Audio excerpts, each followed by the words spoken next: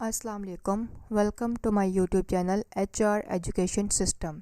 Dear students, आज हमारा lecture number 3 है। आज का हमारा टॉपिक है kinds of pronoun. Previous lecture में हमने काइंड्स ऑफ नाउन पढ़ा था, उसकी डेफिनेशंस को, उसकी एग्जांपल्स को डिटेल में पढ़ा था। आई होप आप लोगों को समझ आ गई होगी। आज हम लेक्चर में काइंड्स ऑफ प्रोनाउन को डिटेल में पढ़ेंगे। फर्स्ट पे है 7 काइंड्स ऑफ प्रोनाउन। प्रोनाउन की 7 काइंड्स हैं। Personal pronoun, demonstrative pronoun, indefinite pronoun, interrogative pronoun, possessive pronoun, relative pronoun, reflexive pronoun. ये हैं इसकी 7 काइंड्स ऑफ प्रोनाउन। फर्स्ट पे हम लोग पढ़ेंगे पर्सनल प्रोनाउन को। A word that is used in place of a person's name is called a personal pronoun. अब personal pronoun क्या है? एक ऐसा वर्ड है जो कि एक पर्सन के नेम की जगह पे यूज़ किया जाता है। मीन्स दैट ये प्रोनाउन है। कि प्रोनाउन में भी हमने पढ़ा था ना कि नाम की जगह पे आगे ही आ जाएगा। लड़के का नेम है तो उसके नाम की जगह पे ही आ जाएगा। लड़की का नेम है तो उसकी जगह पे शी आ जाएगा। मीन्स दैट नाउन की जगह पे प्रोनाउन, तो ये उसी की ही एक फॉर्म है। अब प्रोनाउन, पर्सनल प्रोनाउन की 3 केसेस हैं: subjective case, objective case and possessive case. हम तीनों केसेस को डिटेल में एग्जांपल्स के साथ पढ़ेंगे। फर्स्ट पे इसकी है सब्जेक्टिव केस। इसके एग्जांपल्स है I am a brave girl. तो आई वर्ड क्या है? यहाँ पे एक सब्जेक्टिव केस है। I am a brave girl, मैं एक बहादुर लड़की हूँ। तो यहाँ पे ये नाउन की जगह पे यूज़ किया जा रहा है। मीन्स दैट किसी शख्स की जगह पे, यहाँ पे लड़की का नेम भी हो सकता था, Hina is a brave girl. तो हिना की जगह पे अगर उसका आई यूज़ कर लिया गया है तो क्या हो गया? पर्सनल प्रोनाउन हो गया। नेक्स्ट है वी आर दी पाकिस्तानीज़, हम पाकिस्तानी हैं। हम ये भी नेम्स काफ़ी सारे लेके भी कह सकते थे कि हम लोग पाकिस्तानी हैं, लेकिन हमने वी यूज़ कर लिया। मीन्स दैट हम लोग सब्जेक्टिव केस यूज़ कर रहे हैं। You are a genius girl, तुम एक जीनियस गर्ल हो। हम ये भी कह सकते हैं कि Iram is a genius girl.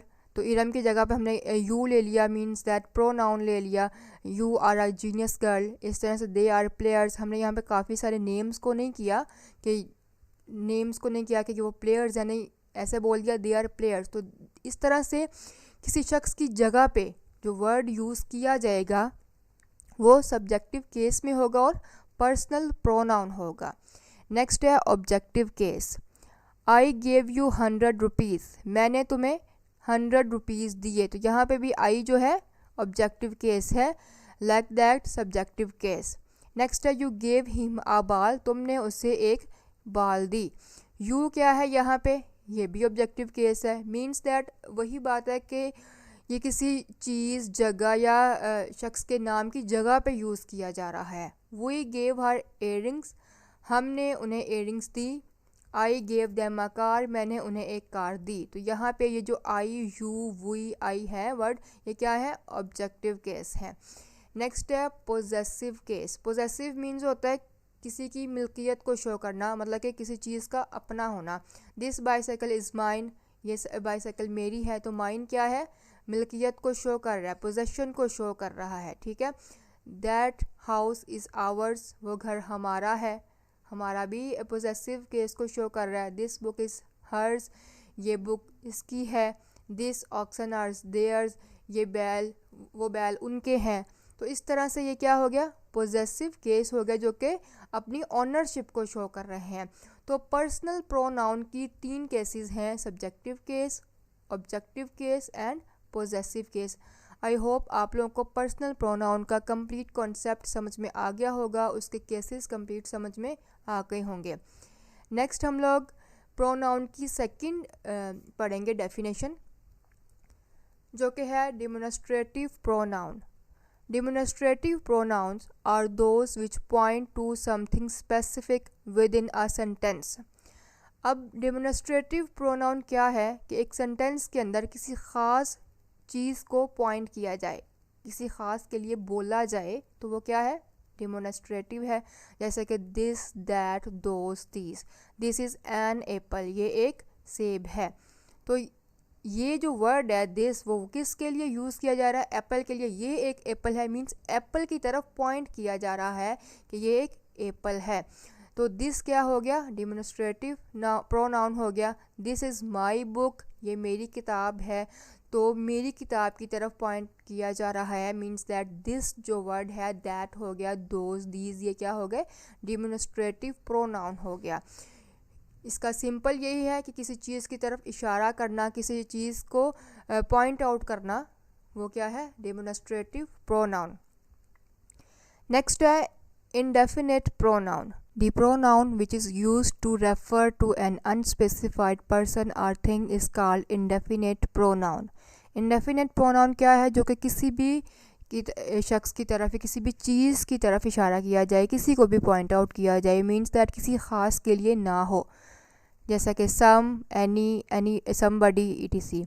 Everybody loves to eat chocolate, हर कोई चॉकलेट खाना पसंद करता है। There is some milk in the jug, jug में कुछ दूध है।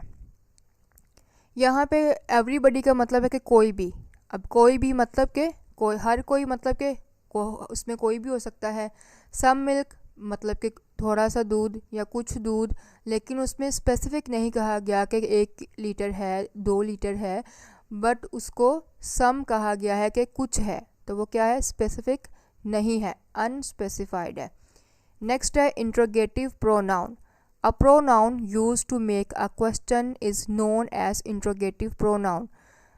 A pronoun जो कि इंट्रोगेटिव प्रोनाउन को बनाने के लिए यूज़ किया जाता है, मीन्स दैट एक क्वेश्चन बनाने के लिए यूज़ किया जाता है, जैसा कि what, whose, who, etc. What are you doing, आप क्या कर रहे हो? तो यहाँ पे व्हाट क्या है? इंट्रोगेटिव प्रोनाउन है। तो एंड इसके लास्ट में क्वेश्चन मार्क भी आता है। हुज इज़ दिस पेन, वो किसका पेन है? तो यहाँ पे हुज क्या है? इंट्रोगेटिव प्रोनाउन है। Who was the first governor general of Pakistan, Pakistan का पहला गवर्नर जनरल कौन था?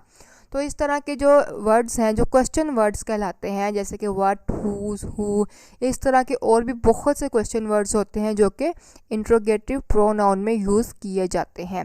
नेक्स्ट है possessive pronoun. A possessive pronoun is a pronoun that is used to express ownership or possession.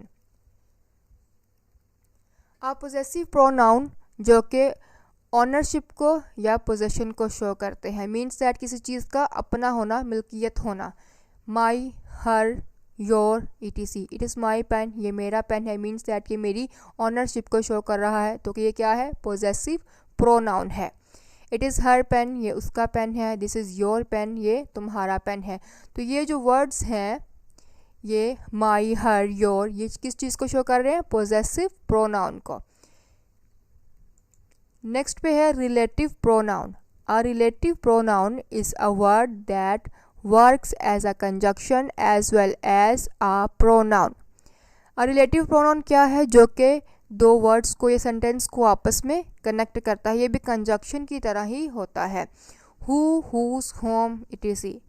ये इसकी एग्जांपल्स हैं। He is the young man who saved my life, वो एक नौजवान आदमी है जिसने मेरी ज़िंदगी बचाई। तो हु यहाँ पे क्या है? रिलेटिव प्रोनाउन है, जो कि दो सेंटेंसेस को आपस में कनेक्ट कर रहा है, उनका रिलेट होना शो कर रहा है। He is a boy whose father is a lawyer, वो एक लड़का है जिसका बाप लॉयर है। She is the girl whom I met in Lahore, जिससे मैं लाहौर में मिली। तो ये क्या है? She is the girl whom I met in the Lahore, वो एक लड़की है जिससे मैं लाहौर में मिली। तो ये क्या है? होम क्या वर्ड हो गया? रिलेटिव प्रोनाउन हो गया। अब समझ में आया कि रिलेटिव प्रोनाउन क्या है? जो दो सेंटेंसेस को या दो वर्ड्स को आपस में रिलेट कर दे।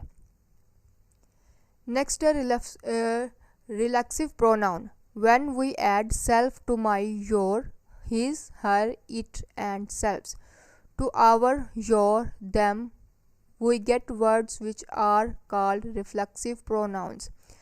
अब रिफ्लेक्सिव प्रोनाउंस क्या है? जो माई के साथ हम लोग सेल्फ लगा दें तो वो माई सेल्फ बन गया, तो वो क्या हो गया? रिफ्लेक्सिव प्रोनाउन हो गया। शी हर्ट हर सेल्फ, उसने खुद को ज़ख्मी कर लिया। You clean your table your self, तुम अपना टेबल खुद साफ़ करते हो। तो इस तरह के वर्ड जिनके साथ सेल्फ आ जाए तो वो क्या कहलाएगा? रिफ्लेक्सिव प्रोनाउन होगा। सो डियर स्टूडेंट, ये थे हमारा आज का लेक्चर।